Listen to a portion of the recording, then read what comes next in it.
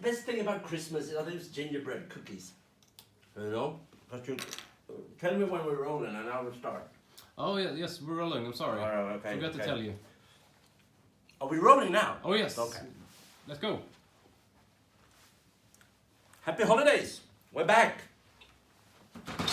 The 7th episode in the famous, worldwide, global sensation, the series Strategic Planning for the Rest of Us. My name is Anders Berg. I work at the IM head office in Lund, Sweden. And in this series, I'm trying to explain and try to demystify some of the concepts in the process of strategic planning. We have an email address for feedback, and can you imagine the feedback that came after last episode? Last episode we were analyzing the problem, building the problem tree. And people were obviously fine with that, or maybe not even interested. I don't know. But the big feedback was, Anders, you forgot to tell us what will be in the next episode. But so now I will do that. I will go out of the picture and I will say, so we go back. You understand? So, yes, that was the last thing for this time. Next episode, we will be talking about how to go from problem to objectives. It's a little bit late now. We should have done some editing, but you know. So this time, I will take you through the simple and non-intellectual process of changing your problem into an objective. And with that said, here we go. Just go back. You remember the problem. I think I have it written here somewhere. Yeah.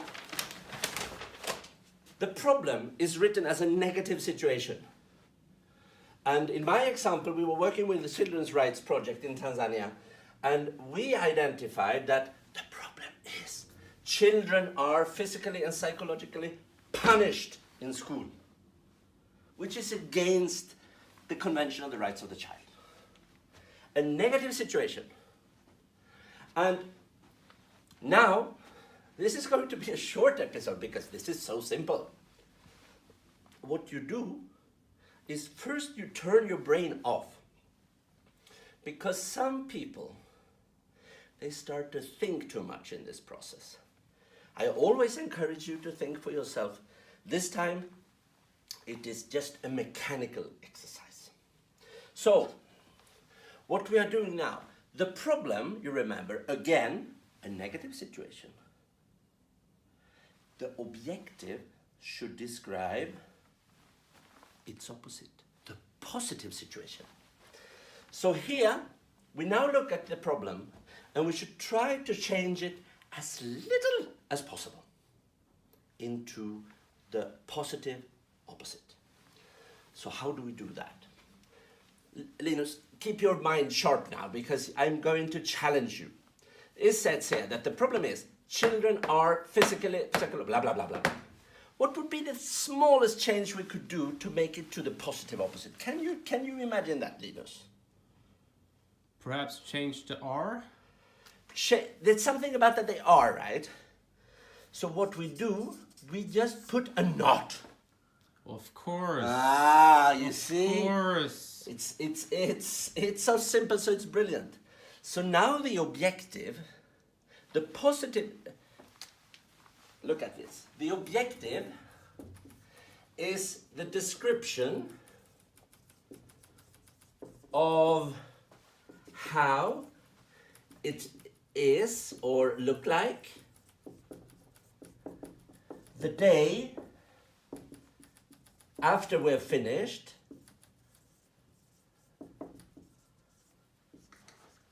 after we've finished our intervention or project or whatever you call it. It should describe the reality, how it looks like. That is how you write objectives. Descriptions. You see, this is very, I want to make this clear. We have the situation now. And there are there are things here that we don't like. We want it to be like the vision or the future or the objective.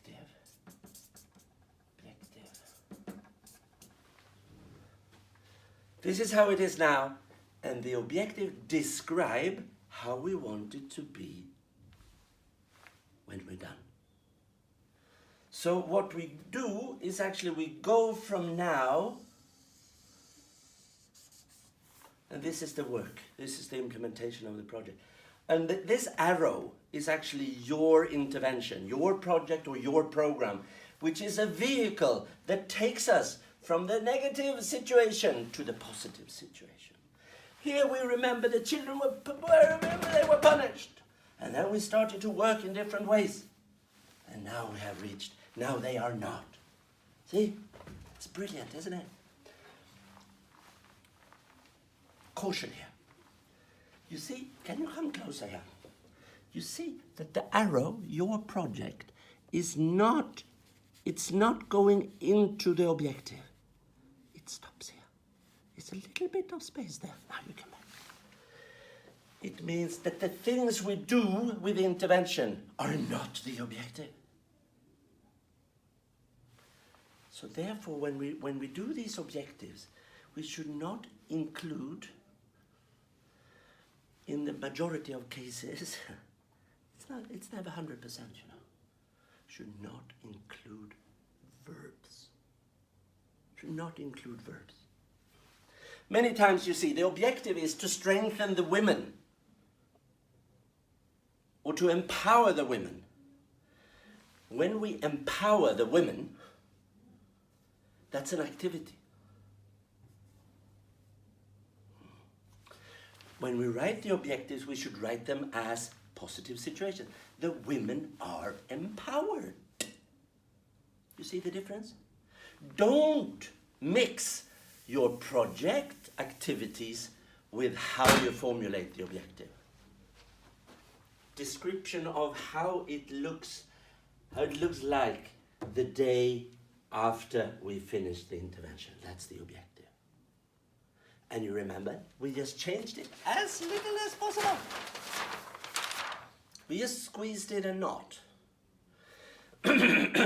So, and we will whisper, the problem is, this time we will, I will not rest until children are not physically and psychologically punished in school.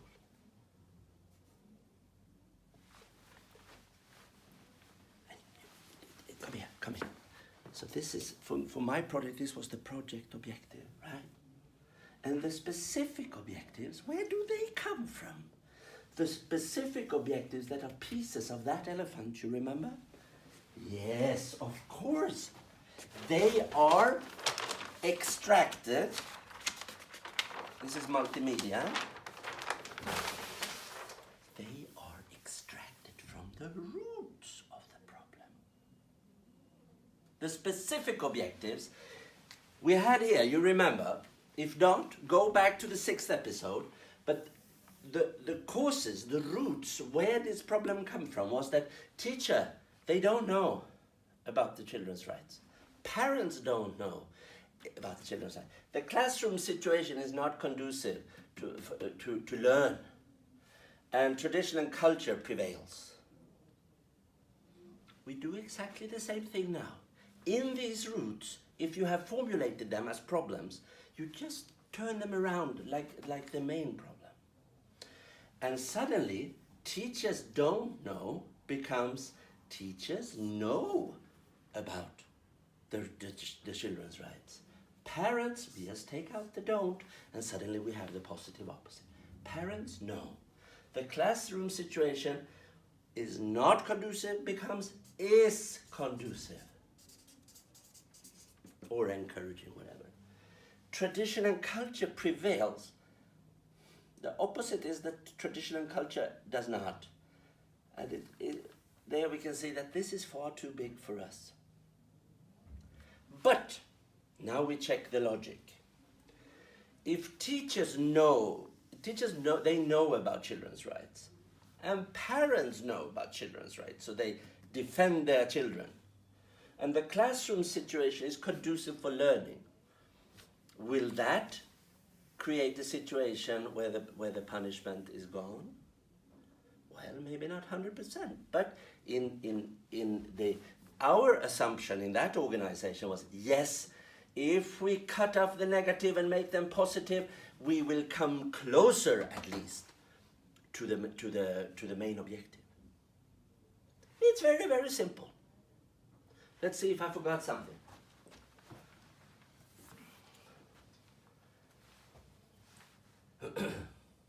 Now, you see, what to remember here is we had a negative situation. We changed it as little as possible to its positive opposite. And we did the same with that. The problem is that teachers don't know about children's rights. I will not rest until teachers know about children's rights. And these are the things that we are going to measure when we are going to see if we have been successful or not. Fine? Are you fine? So now you look at your problem, you turn it around, and you say, I will not rest until. And there you go. You have a wonderful objective for your intervention. And you use the same trick on each level.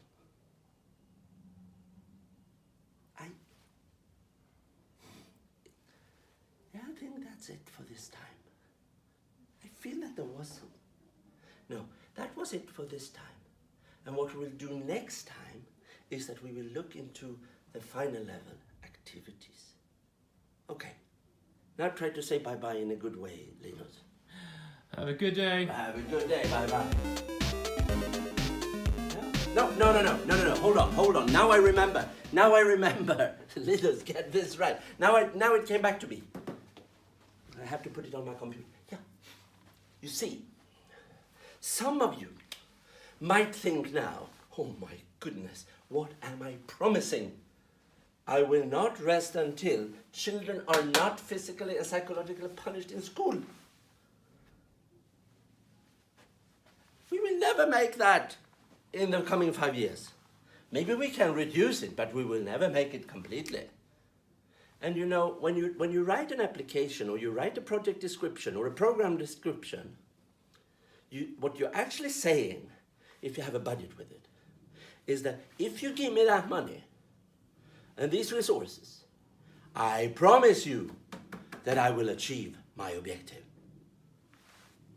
And maybe some of you guys feel like, oh, I can hear the tumbling feet of elephants. These are too big things for us. We are promising too much. And many of you have a long tradition of promising too much. Overambitious, trying to impress donors, trying to look smarter than we are. Actually, when you promise more than you can keep, you look stupid at the end of the day. So now you must consider, is this really achievable? Not my example, but in your papers. I will give you 3 tricks to make it more realistic. Watch me now. Let's do it on the board. There are at least 3 ways how you can make your intervention more realistic. Number 1, limit the target group. There are many of the rights holders, but limit it. Say not all of them, not all of the children, only children in low-income households. Or maybe you have a target group, the women in that area, they should all be empowered. They will be empowered. No, maybe you should say women between 18 and 25. Or some of you are working in fair trade. Small and medium-sized companies instead of the whole private sector. You limit down the target group. The second is you limit geographically.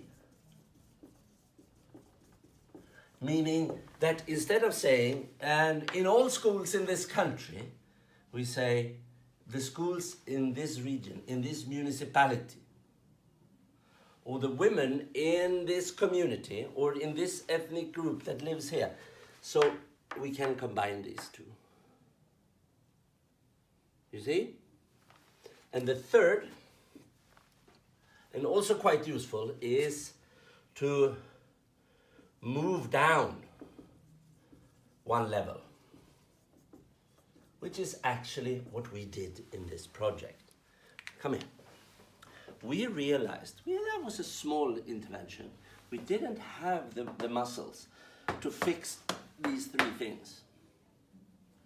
So what we decided to do was the first intervention was we went down from that level to this level and made it that our project, the objective was that teachers in the targeted area, they know the rights of the child and what it means for them in their daily work. So, therefore, we now moved up. Teachers know and don't. First it was don't know children's rights. And we made a new analysis and trying to find out what are the causes here. Bam, bam, bam, bam. Not in the curriculum at the university, at the teachers' training, etc. Not available in local languages and many things. They don't know the children's rights. So what we did, we had to realize that it would be wonderful to fix this, but we didn't have the resources. So we decided to make it more realistic. And we moved down one level. So 3 ways to fix it. Target group, be more specific, specify, limit geographically, or move down and pick one of what you thought was the specific objectives and make them into the project objective. Manageable. It's better to achieve a little bit less than not achieve anything from a very great and big idea. Okay? I think that was it. We turn them around, make the difference as small as possible, but just the meaning becomes the positive opposite. Do the same thing. And if you think when you whisper to yourself, I will not rest until, then you can make it more manageable through these 3 tricks. Okay? That was it. Now remember, feedback, come to my email. Anything you send me will be read. And next time, as I say, we will talk a little bit about the activities. But for now, thank you very much. Goodbye.